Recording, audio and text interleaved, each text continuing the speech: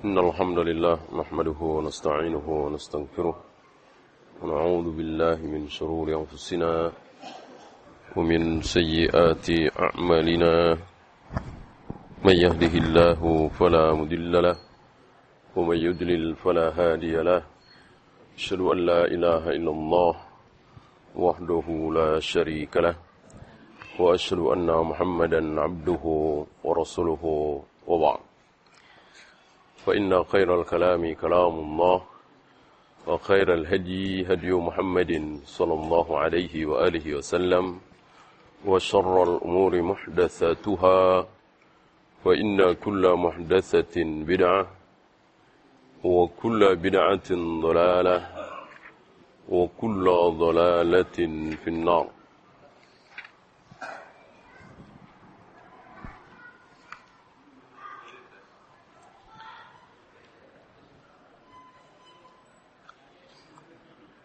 Kita lanjutkan awal-awal hadis di Sahih Bukhari yang telah dibahas oleh Syekh Ali Hasan Al-Halabi Al-Athari. Hadis-hadis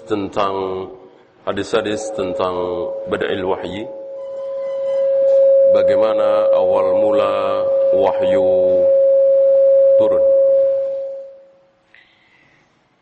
Dan di sini dengan kedalaman ilmunya Al-Imam Al-Bukhari rahimahullah membawakan hadis yang sangat terkenal, yaitu hadis tentang diri Abu Sufyan yang waktu itu beliau masih kafir.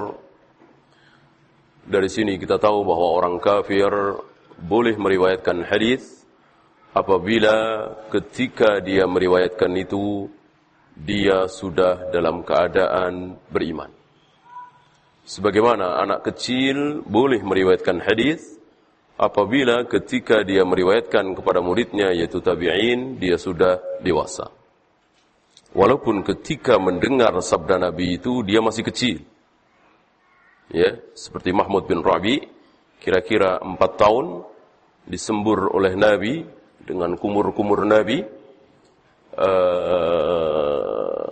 disampaikan kepada murid-muridnya di kalangan tabi'in, tentu dia sudah dewasa. Ketika dia disemburkan air oleh Nabi itu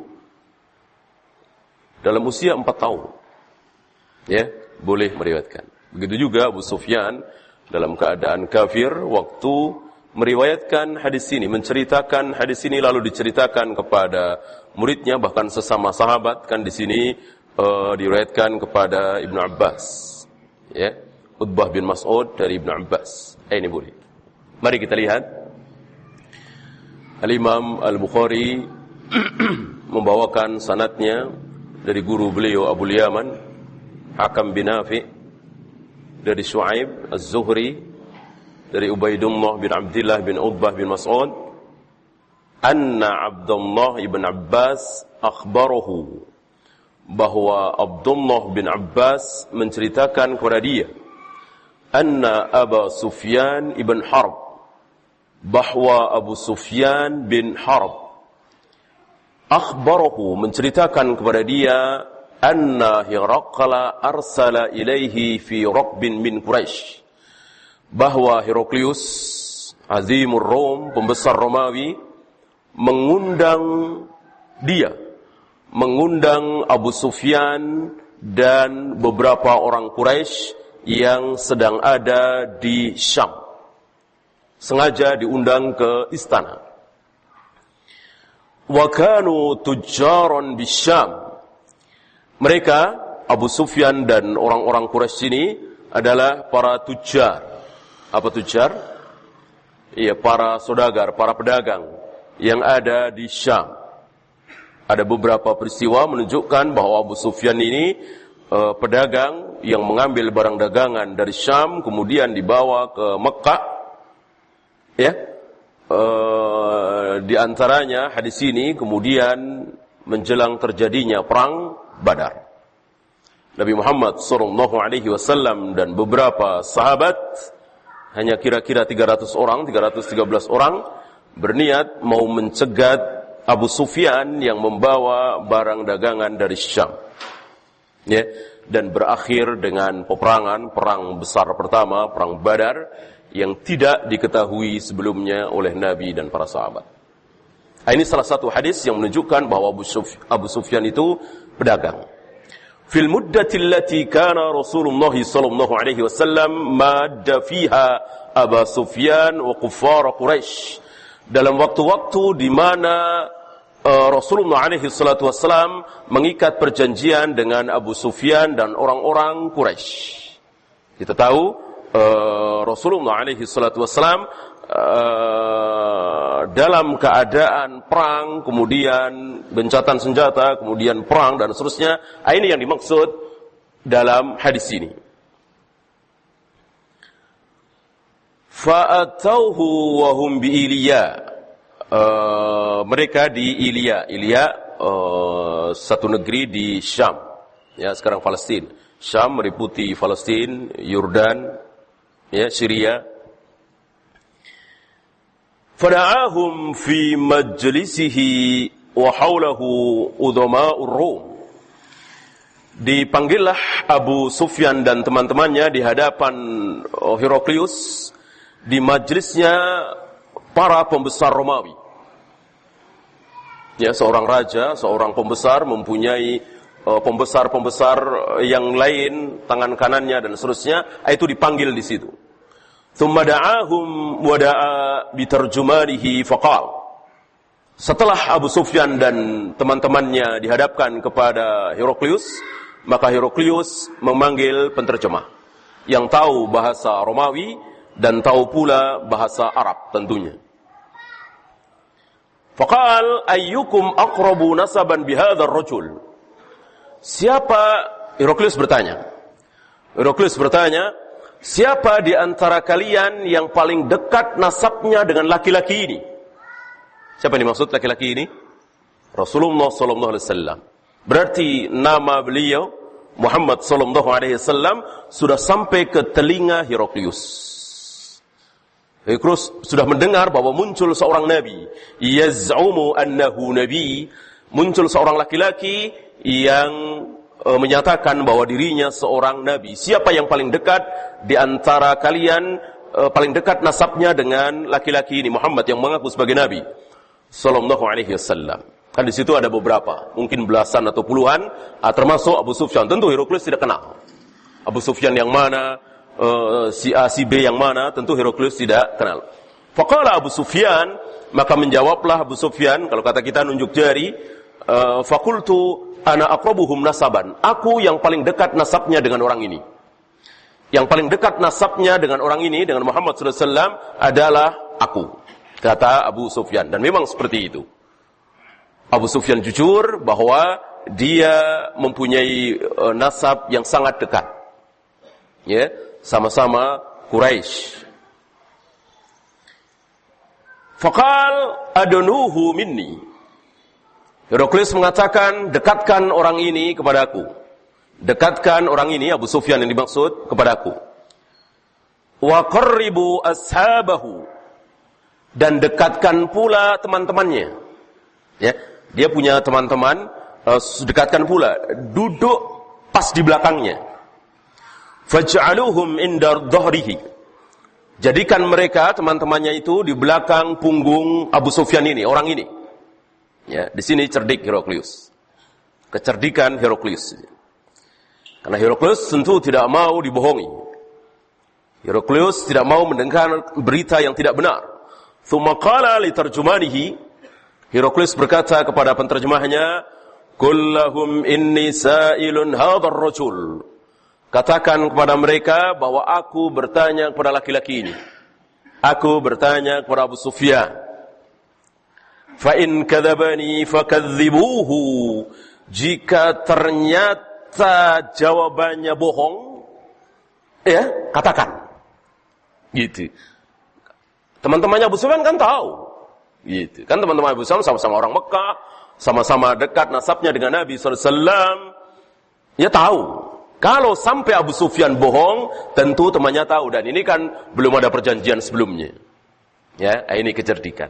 Maka dari awal Heraklius tidak mengatakan aku akan panggil Abu Sufyan, aku akan bertanya tentang keadaan orang yang mengaku sebagai nabi. Enggak. Pokoknya dipanggil saja.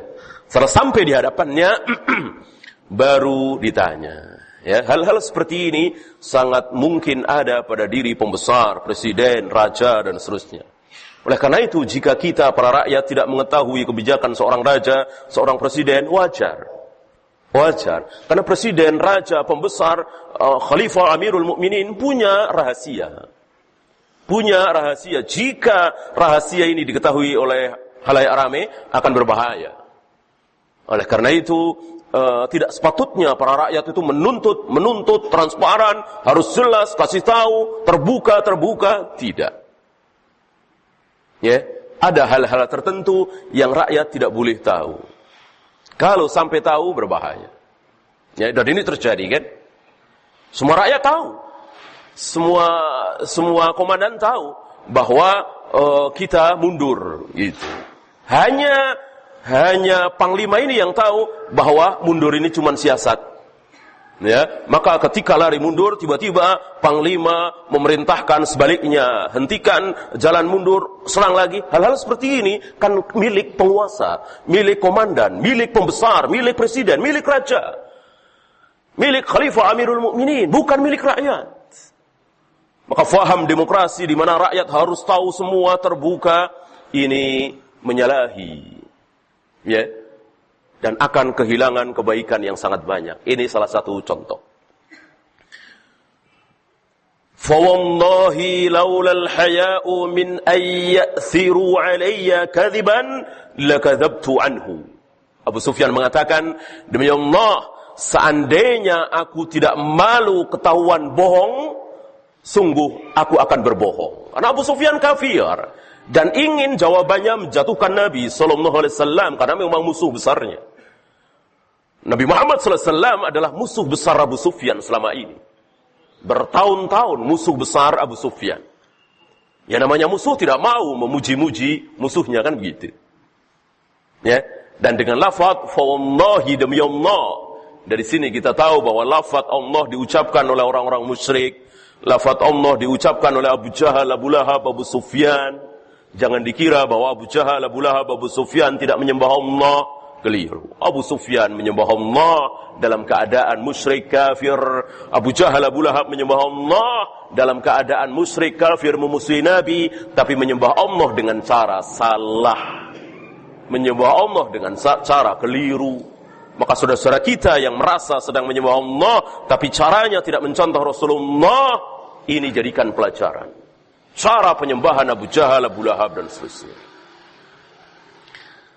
Thumma kana awwala ma sa'alani anhu an qala. Pertanyaan pertama yang diajukan kepadaku adalah, ya, mari kita lihat bagaimana kecerdikan Heraklius. Apa pertanyaan Heraklius? Kaifa nasabuhu fikum? Bagaimana nasab Muhammad itu di tengah-tengah kalian? Seperti apa? Ya. Apakah rakyat jelata? Apakah tidak ketahuan siapa kakeknya, siapa buyutnya, dan seterusnya? Atau punya nasab, punya keturunan dan ketahuan? Ya, dijawab dengan jujur oleh Abu Sufyan. Aku jawab, huwa fina dzu nasabin. Dia di tengah-tengah kami punya nasab. Berarti Nabi Muhammad SAW bukan orang yang tidak jelas. Ya, siapa ayahnya semua orang tahu, siapa kakeknya semua orang tahu, siapa buyutnya semua orang tahu, siapa bapak buyutnya semua orang tahu, siapa kakek buyutnya, dan seterusnya semua tahu. Bahkan dengan wahyu beliau tahu nasab beliau sampai Ibrahim alaihi salatu wassalam. Tentu ini dengan wahyu. Ya, dan salah satu keutamaan bangsa Arab ini mengetahui ini. Ya, salah satu di antaranya yang mempunyai ilmu ini adalah Abu Bakar. Abu Bakar mengetahui ilmu nasab, dan ini ilmu yang besar. Ya, dan ini bangsawan. Tidak seperti kita. Ya, Kita kadang-kadang bapak tahu, kakek tahu, bapaknya kakek gelap. Ya, ini kita. Bangsa Arab tahu, lihat Nabi Muhammad SAW tahu. Ya. Bahkan Imam Ahmad bin Hanbal sama tahu sampai Nabi Ibrahim alaihi salatu wassalam. Ya, bertemu dengan Nabi di Qusay atau Kilab. Ini menunjukkan bahwa salah satu keutamaan bangsa Arab mengetahui terus keturunan ke atas. Ya, itulah Nabi sallallahu alaihi wasallam. Ya, dan salah satu keutamaan keturunan seperti itu. Karena keturunan itu berpengaruh gitu. Maka ketika Nabi sallallahu alaihi wasallam ditanya, siapa manusia paling mulia? Dijawab oleh Nabi Yusuf, ya. Nabi Yusuf manusia paling mulia. Nabi Muhammad SAW kalah dari segi keturunan nasab, ya, karena beliau anak seorang nabi, cucu seorang nabi, cicit seorang Khalilullah Khalilur Rahman.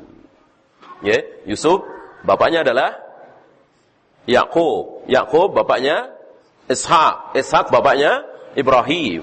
Ya, Nabi Muhammad SAW kalah. Bapak beliau orang kafir. Ya, kakek beliau orang kafir. Gitu. Dari keturunan, dari segi keturunan. Tentu ini bukan faktor terbesar. Faktor terbesar tentu keimanan. Ya, tapi tetap merupakan salah satu faktor. Oleh karena itu, Nabi memerintahkan kepada para laki-laki untuk mencari wanita yang ada nasab, yang keturunannya baik-baik. Gitu. Salah satu faktor di antara 4 faktor. Pertanyaan kedua, belum dikomentari oleh Heraklius. Ya, komentarnya nanti di belakang. Fahal qala hadzal qaula minkum ahadun qattu qablahu. Pertanyaan kedua, apakah sebelum dia ada orang yang berbicara seperti dia? Artinya mengaku sebagai nabi, mengaku sebagai rasul. Ada apa tidak? Sebelum Muhammad SAW ini, apakah ada orang Quraisy, orang Mekah yang mengaku sebagai nabi? Dijawab oleh Abu Sufyan dengan jujur, la, tidak ada. Berarti Nabi Muhammad SAW orang pertama selama kira-kira 500 tahun.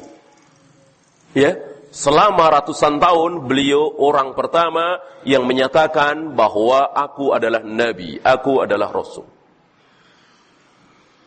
Pertanyaan ketiga, fahal kana min abaihi min malik? Apakah ada di antara ayah-ayahnya itu yang menjadi raja? Ya, yang menjadi raja di antara ayah-ayahnya? Dijawab oleh Abu Sufyan, la, tidak. Kan bukan raja. Ya, mempunyai keturunan bangsawan, kan tidak otomatis raja. Dan bukan penguasa kan? Dari Abdullah, Abdul Muthalib, Hasim dan seterusnya, bukan raja. Pertanyaan selanjutnya, fa asyrafun nasi yattabi'unahu am du'afa'uhum? Kebanyakan yang mengikuti dia itu orang-orang mulia, kaya, bangsawan, atau orang-orang kecil, lemah? Dijawab oleh Abu Sufyan, bal du'afa'uhum. Kebanyakan yang mengikuti mereka awalnya adalah orang-orang kecil, lemah. Kita tahu yang pertama kali mengikut beliau siapa? Bilal, Khabbab bin Arad, Ammar bin Yasir, Sumayyah, Ibnu Mas'ud, ya, para budak dan orang-orang miskin. Ya. Ibnu Mas'ud tidak berdaya berbuat apa-apa melihat Nabi sedang sujud, ditimpa punggungnya dengan isi perut unta. Ibnu Mas'ud melihat dan tidak berbuat apa-apa saking lemahnya. Di hadapan Utbah bin Rabi'ah, Al-Walid bin Utbah, Abu Jahal, Abu Lahab, Ibnu Mas'ud kecil sekali, lemah, maka Ibnu Mas'ud tidak berbuat apa-apa. Padahal sebuah kedzaliman, tentunya sebuah dosa besar membiarkan Nabi sedang sujud, punggungnya ditimpa isi perut unta. Diam saja Ibnu Mas'ud. Kan sebuah dosa, sebuah kedzaliman, sebuah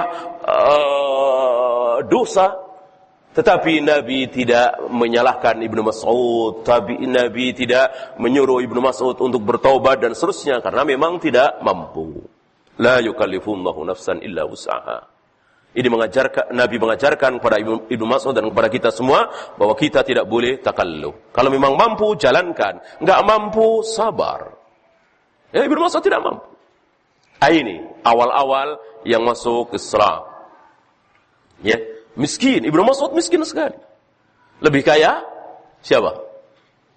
Lebih kaya istrinya Zainab. Zainab jauh lebih kaya. Maka Zainab kaya ya dari orang tuanya.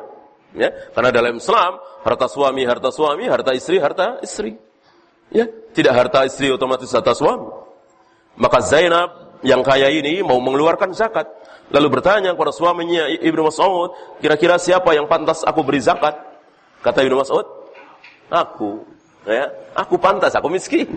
Ya. Zainab, masa begitu? Masa buat suami? Kata Ibnu Mas'ud, kalau enggak percaya, tanyakan pada Rasulullah sallallahu alaihi wasallam. Ya. Dan datanglah Zainab pada Rasulullah sallallahu alaihi wasallam dan bertemu pula dengan wanita yang lain yang akan bertanya dengan pertanyaan yang sama dan Nabi menjawab, Ibnu Mas'ud benar. Dari sini keluar hukum bahwa istri yang kaya boleh memberikan zakat kepada suami karena suami bukan di bawah tanggungannya. Memberikan zakat kepada orang yang bukan di bawah tanggungannya boleh, siapapun dia. Siapapun dia, ya. Kalau orang tua tentu muskil. Kita kaya raya misalnya, orang tua kita miskin, tentu kita tanggung. Sebagai anak yang berbakti, mustahil kita nggak tanggung. Nah, kalau orang tua kita tanggung, ya tentu kita tidak boleh memberikan zakat kepada orang di bawah tanggungan kita. Ya. Nah, kalau suami kan tidak. Nah, ini orang-orang lemah yang mengikuti Nabi Muhammad sallallahu alaihi wasallam. Ya. Ini nasihat bagi para asatid, para dai. Kalau murid-muridnya lemah, miskin, naik sepeda, naik motor, ya, jangan kecil hati. Ya, murid-murid saya naik motor semua, ya, nggak ada yang naik mobil, jangan. Ya, ini sunnah para nabi, sunnah para nabi. Dan ini dikomentari oleh Heraklius. Para nabi dan rasul semuanya seperti itu. Awal-awal pengikut para nabi dan rasul adalah orang-orang lemah, para budak, orang-orang miskin, gitu. Maka tidak boleh seorang ustaz, seorang dai mencari murid yang kaya saja, ya. Ada yang kaya biarin, ada yang miskin. Ini bagian dari sunnah Nabi sallallahu alaihi wasallam. Pertanyaan selanjutnya, ayaziduna am yankusun? Apakah para pengikut dia semakin hari semakin bertambah atau malah semakin berkurang? Ya, dijawab oleh Abu Sufyan dengan jujur, bal yazidun, semakin hari semakin bertambah. Ya, dan ini dakwah yang hak, semakin hari semakin bertambah. Sebagaimana dakwahnya Nabi sallallahu alaihi wasallam. Ya. Dan sabar. Bertambahnya karena iman, bertambahnya karena ilmu. Bukan karena sesuatu. Bukan karena uang, bukan karena iming-iming, bukan karena segebrakan. Nah, kan ada pengajian banyak segebrakan. Gitu. Karena ada sesuatu di situ. Di situ sepi lagi. Ah, tidak seperti itu. Terus bertambah. Pertanyaan selanjutnya, fahal yartaddu ahadum minhum sukhtatan aw sakhtatan lidinihi ba'da ayat hulafi? Adakah di antara mereka yang keluar dari agama itu karena tidak puas? Sukhtah atau sakhtah bisa dengan dua lafaz ini, dengan agamanya.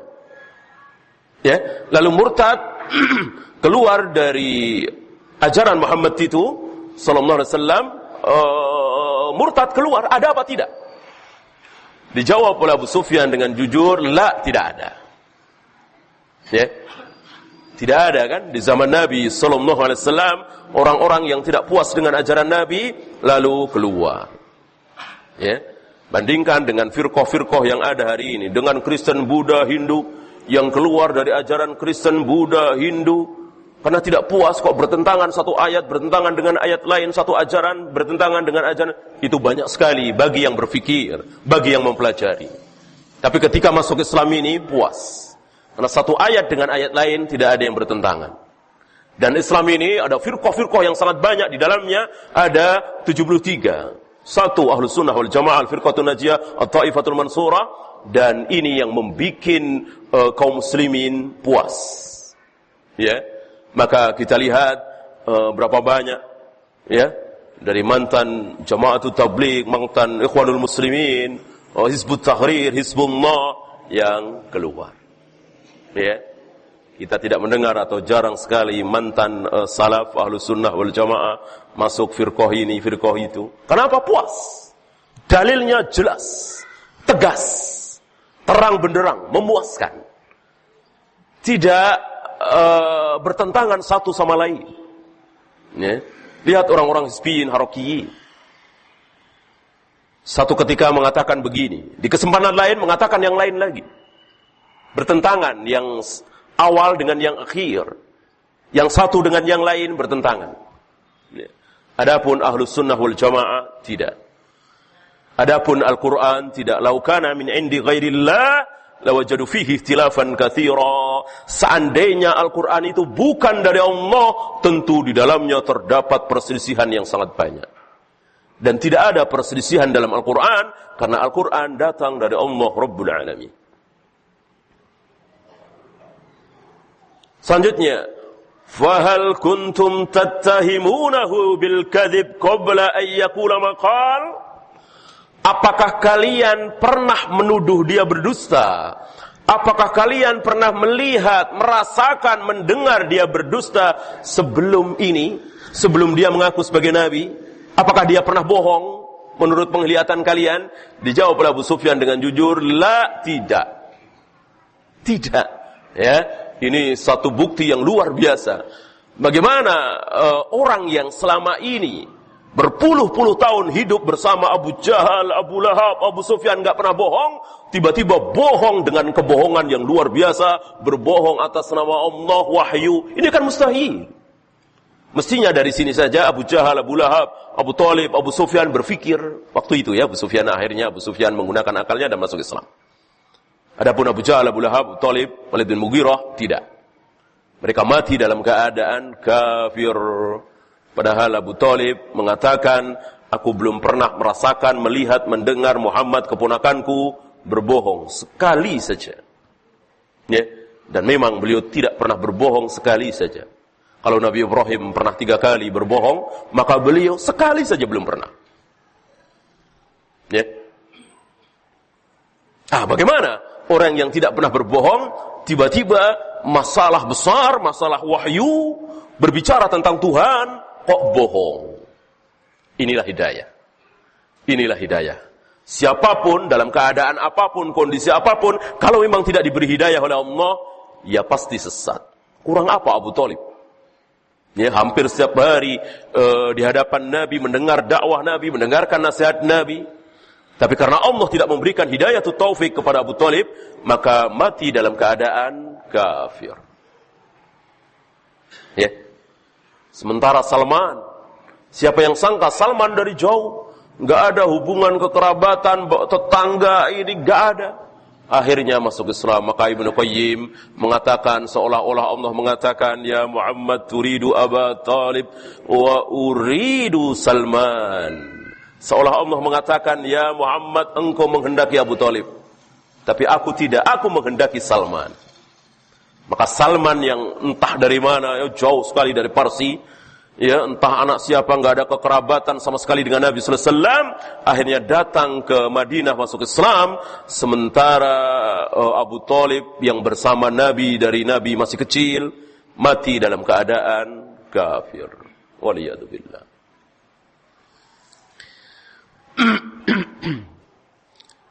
Pertanyaan selanjutnya, fahal yaqdir? Apakah dia pernah berkhianat?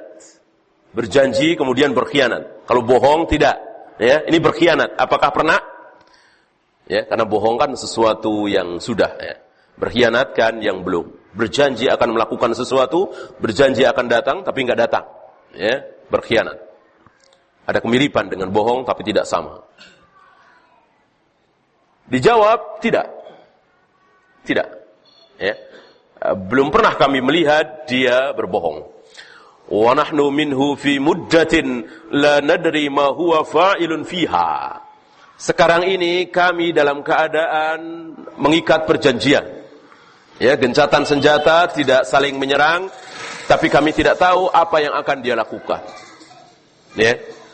Kami tidak tahu apa yang akan dia lakukan. Apakah betul tidak menyerang atau menyerang? Kami nggak tahu. Sampai hari ini memang belum menyerang, tapi nggak tahu besok lusa.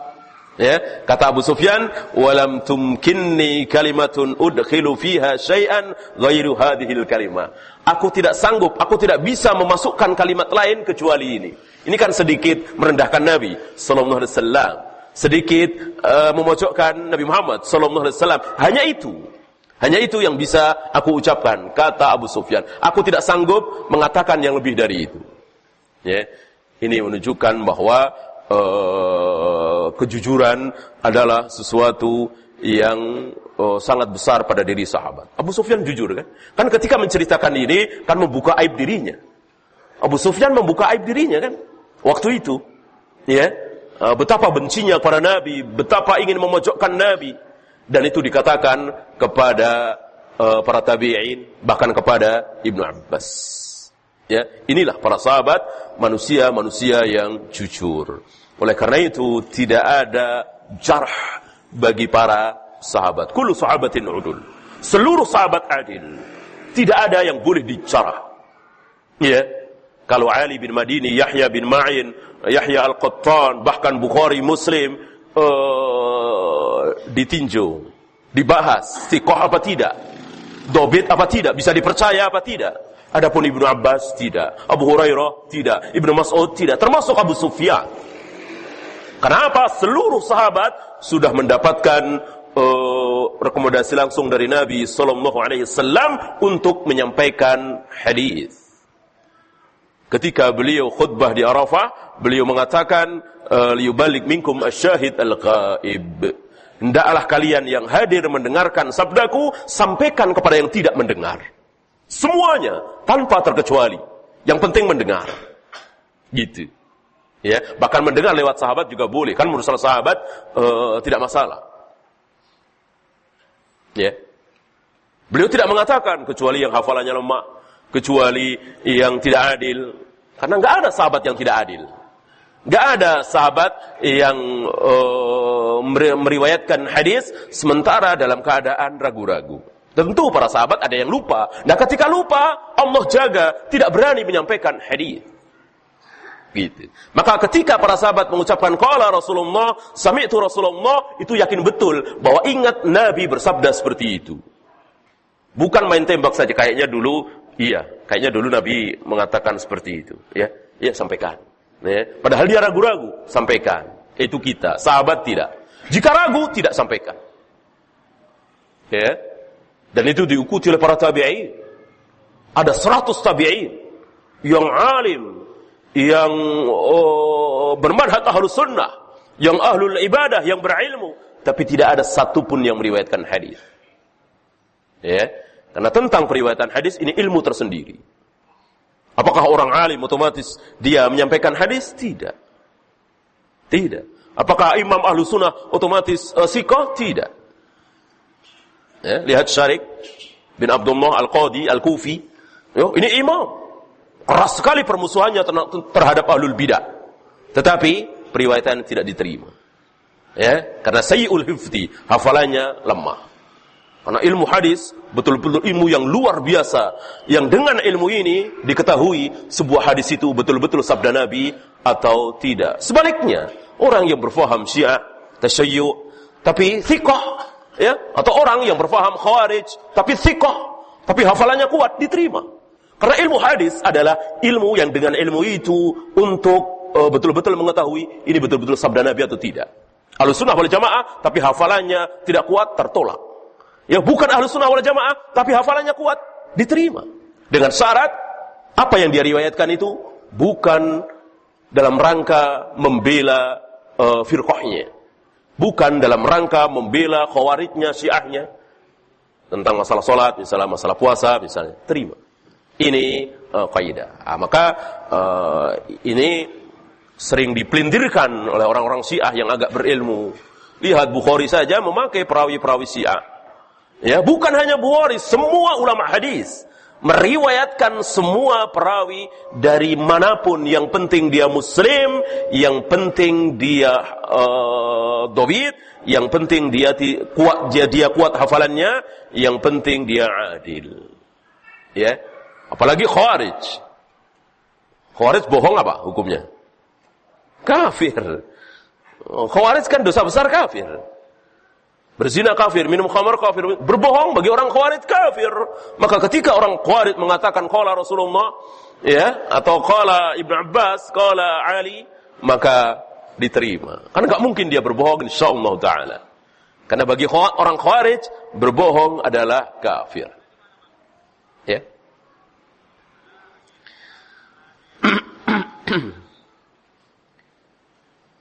Fahal qataltumuhu? Apakah kalian perang melawan dia? Apakah kalian perang melawan dia? Dijawab oleh Abu Sufyan, "Na'am, ya." Heraklius bertanya lagi, "Fa kaifa kana qitalukum iyyahu?" Bagaimana keadaan perang kalian melawan dia? Kalian menang apa kalah? Ya. Dijawab oleh Abu Sufyan, "Al-harbu bainana wa bainahu sijal."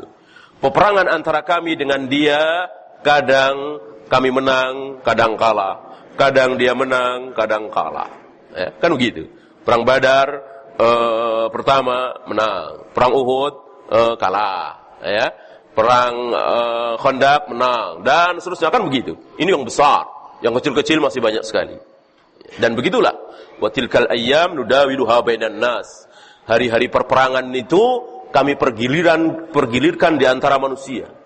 Maka sunnatullah, tidak sepanjang zaman kaum muslimin menang. Sunnatullah, tidak sepanjang zaman kaum muslimin kalah. Hari ini menang, besok kalah. Hari ini kalah, besok menang. Ya. Maka jika kalah seperti hari ini, sabar. Ya. Tidak boleh putus asa.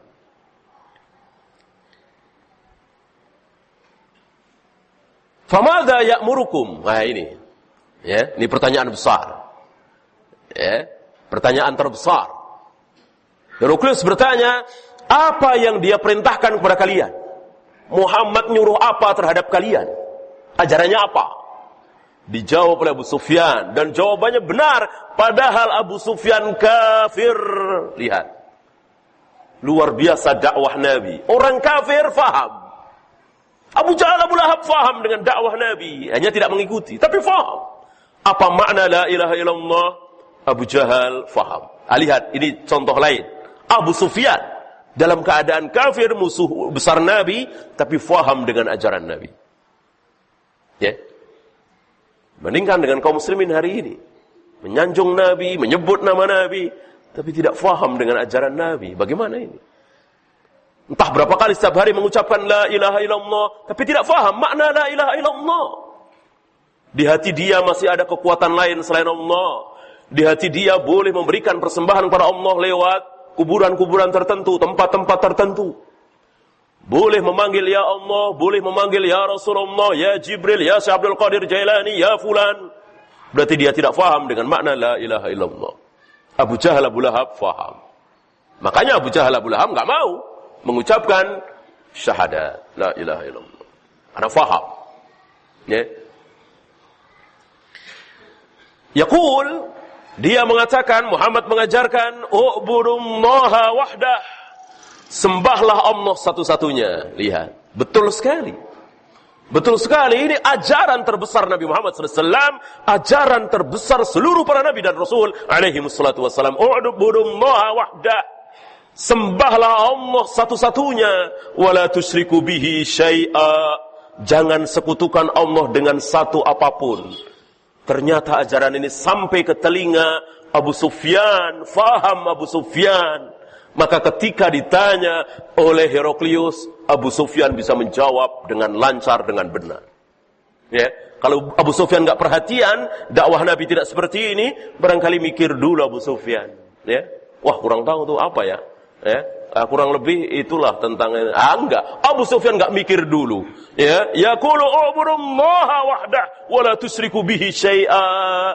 Ajaran dia, perintah Muhammad SAW adalah sembahlah Allah satu-satunya, jangan kalian sekutukan Allah dengan satu apapun. Luar biasa. Ya, tauhid. Antum tahu yang nomor 2? Kan tidak berhenti sampai sini. Ya, saya kira masyhur hadis ini, saya kira antum pernah baca. Apa yang kedua? Watruku ma yaqulu aba'uhum. Tinggalkan apa-apa yang diucapkan oleh bapak-bapak kalian. Tinggalkan ajaran-ajaran nenek moyang kalian. Lihat, habis tauhid, tadi tauhid kan? Yang kedua apa? Yang kedua apa nih? Tinggalkan apa yang diucapkan oleh bapak-bapak kalian. Apa ini? Manhaj, cara beragama. Cara beragama qala Allah wa qala Rasul. Qala Allah wa qala Rasul ala fahmi sahabat. Jangan mengikuti nenek moyang bapak-bapak kalian, manhaj cara beragama. Ya, setelah tauhid kemudian manhaj. Lihat betapa Abu Sufyan faham. Habis ini apa? Ya, setelah tauhid kemudian manhaj wa ya'muruna bis shalah, dan dia menyuruh kita melaksanakan salat. Apa? Ibadah terbesar salat. Ya, puasa, zakat, haji enggak disebut. Diwakili yang terbesar salat. Luar biasa ucapan Abu Sufyan ini. Ya, menempatkan sesuai dengan apa yang ditempatkan oleh Nabi sallallahu alaihi wasallam. Ya, setelah tauhid, kemudian manhaj, kemudian ibadah. Salat, ibadah terbesar. Habis itu apa? Wasidqi wal afafi wassilah. Jujur, afaf, menjaga diri dari minta-minta, dan menyambung silaturahim. Apa? Akhlak. Luar biasa. Lengkap. Ya. Ucapan yang tidak sampai 2 baris, tetapi meliputi tauhid, manhaj, ibadah, akhlak, muamalah. Termasuk muamalah kan? As-sidq kan bagian dari muamalah. Luar biasa.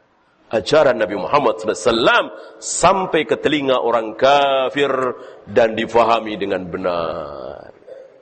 Ya. Faqala litarjumani, lalu Heraklius berkata kepada penterjemahnya. Ini mulai berkomentar Heraklius. Dari sini kita tahu siapa Heraklius. Ya, orang jahil apa orang alim? Gitu. Ya, tahu dalil apa tidak? Cinta kepada Nabi atau tidak? Ya, bagaimana hatinya yang sebenarnya? Kita akan tahu dari ucapan Heraklius di bawah ini.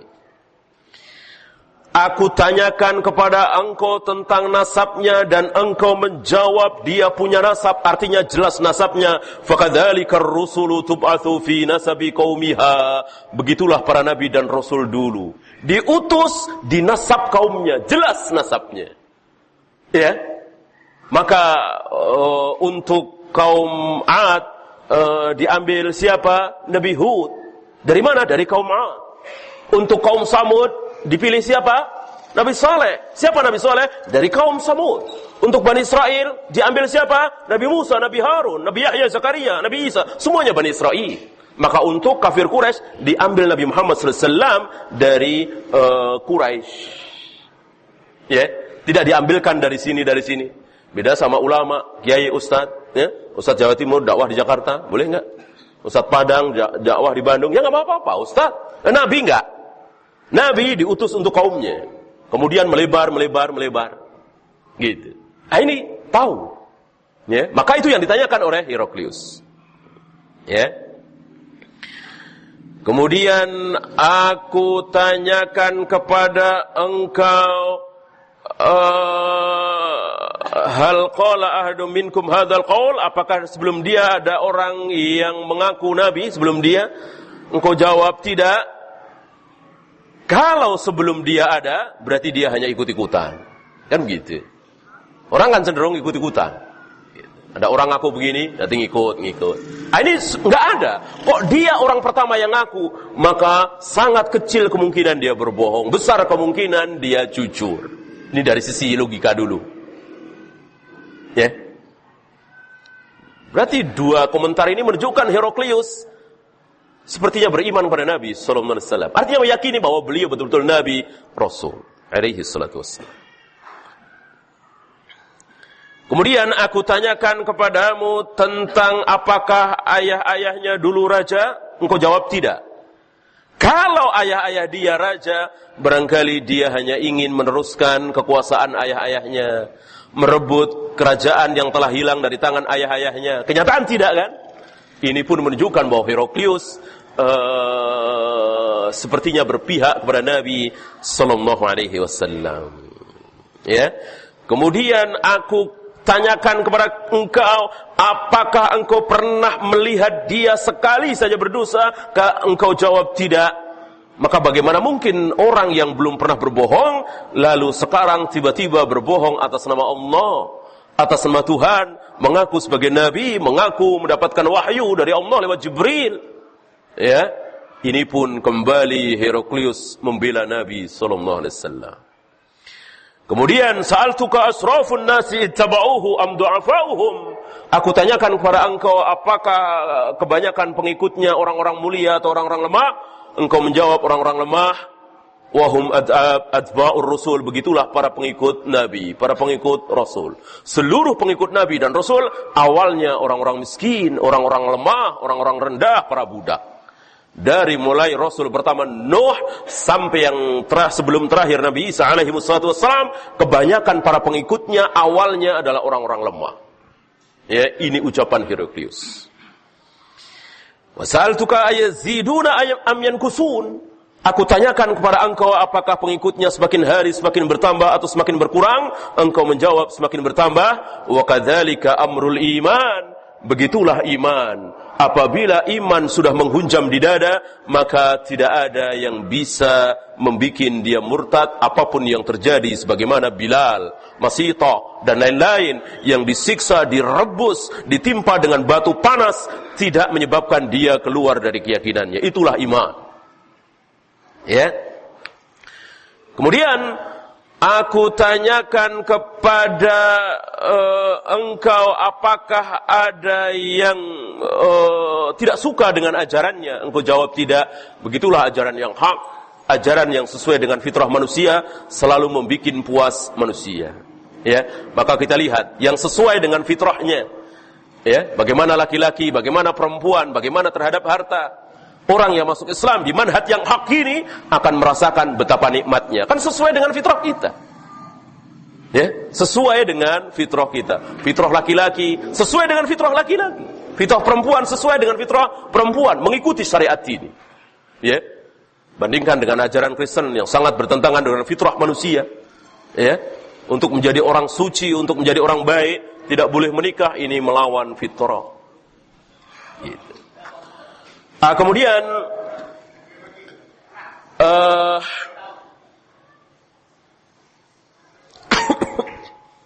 fa in kana ma taqulu haqqan, jika betul apa yang engkau ucapkan, sayamliku mawdi'a qadamayya hatain, demi Allah kekuasaan dia, kekuasaan Muhammad akan sampai tempat yang sedang aku injak sekarang ini. Lihat, sumpah Heraklius bahwa ajaran Islam akan sampai ke Palestina, sampai ke Syam yang waktu itu menjadi ibu kota Romawi. Dan betul, tidak selang lama, ya, terbukti di zaman Umar.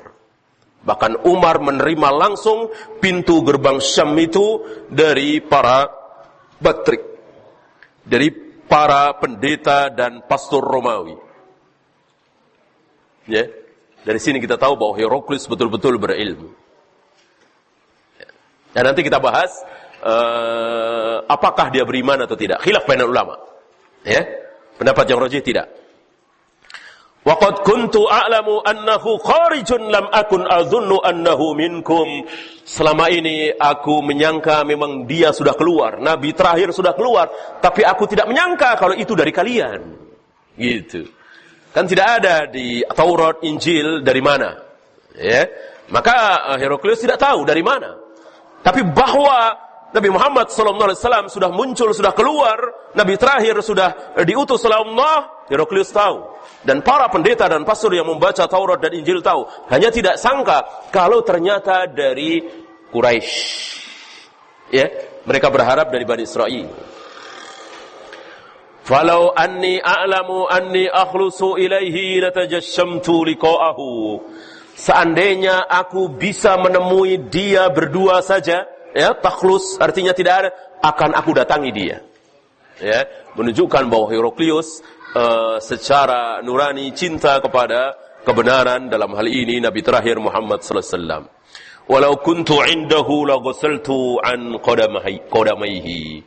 Seandainya aku ada di hadapannya, akan aku cuci kedua telapak kakinya. Ya, ini ucapan-ucapan Heraklius dari awal sampai akhir membela Nabi, membesarkan Nabi, menyanjung Nabi. Ya, maka sekali lagi para ulama berselisih apakah Heraklius ini beriman atau tidak. Secara hati beriman, ya, tapi karena belum syahadat, belum membaca syahadat, enggak ada riwayat dia mengucapkan syahadat, maka tidak dianggap beriman. Ya, ditambah dengan apa yang dilakukan oleh Heraklius, ya, memusuhi Nabi dalam perang Mu'tah, dalam perang Tabuk, ya. Kemudian Heraklius meminta dibacakan surat yang datang dari Nabi sallallahu alaihi wasallam. Ya, karena kita tahu Nabi Muhammad sallallahu alaihi wasallam mengirimkan surat ke berbagai negeri kafir dengan utusan, di antaranya Dihyah. Ini yang dibawa oleh Dihyah Al-Kalbi, sahabat Nabi yang sangat ganteng, maka disunahkan utusan itu mempunyai wajah yang ganteng, ya, untuk menjaga kewibawaannya, menarik perhatian, ya, yang pintar berbicara, yang pintar berdiplomasi, yang fisiknya bagus. Ya, maka Nabi memilih Dihyah. Nabi tidak memilih Ibnu Mas'ud misalnya, tidak memilih, padahal jauh lebih alim. Ya, karena ada sesuatu. Gitu. Suratnya saya kira antum sudah tahu, ya. Di akhir cerita. Nah, ini yang menarik. Ya. Yang menarik, ini cerita ini sampai ke Abu Sufyan, tapi Abu Sufyan tidak melihat kejadian ini. Jadi Heraklius mengumpulkan pembesarnya termasuk anggota parlemen, karena Romawi kita tahu tidak seperti Parsi memakai parlemen. Kemudian mengumpulkan mereka di ruang tertutup, pintu-pintu ditutup. Semua pintu-pintu ditutup.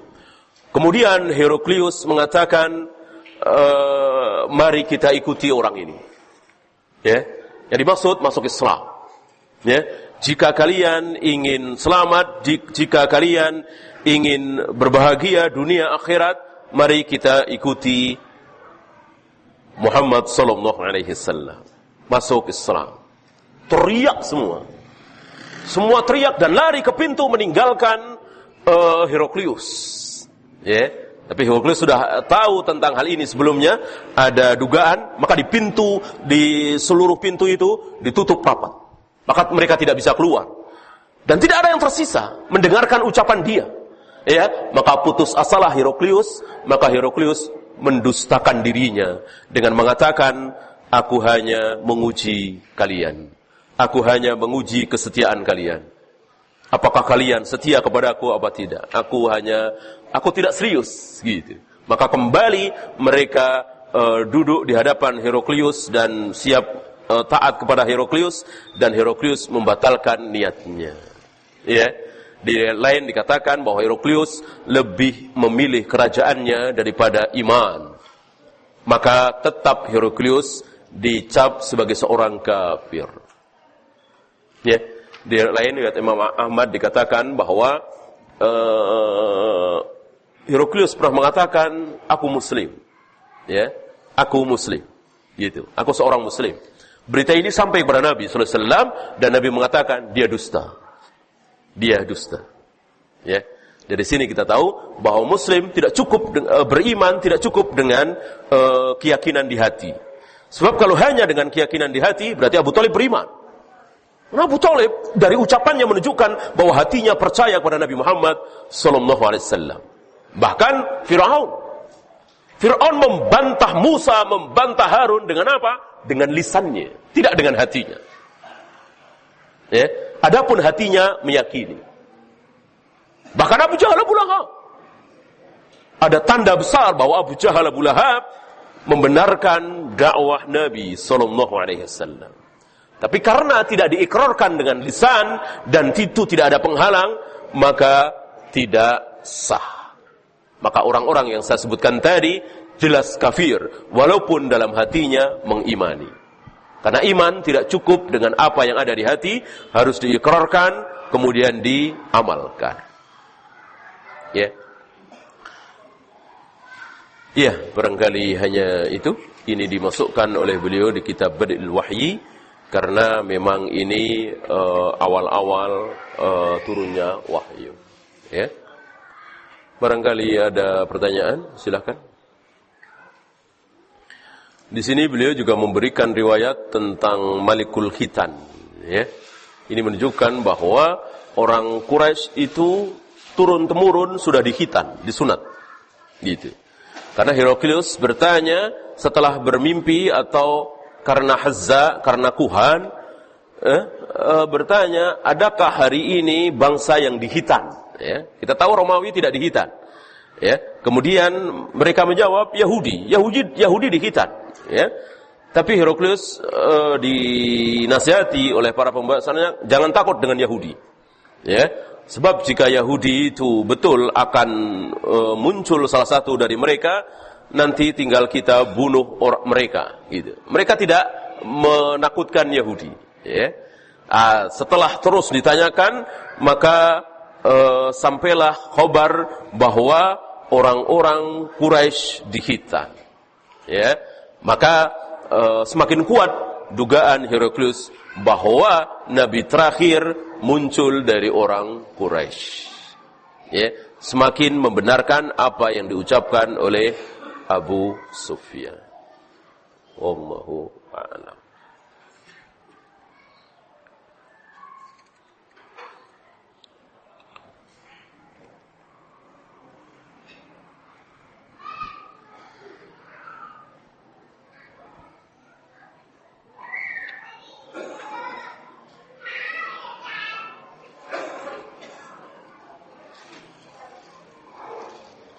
Ada pertanyaan? Silakan.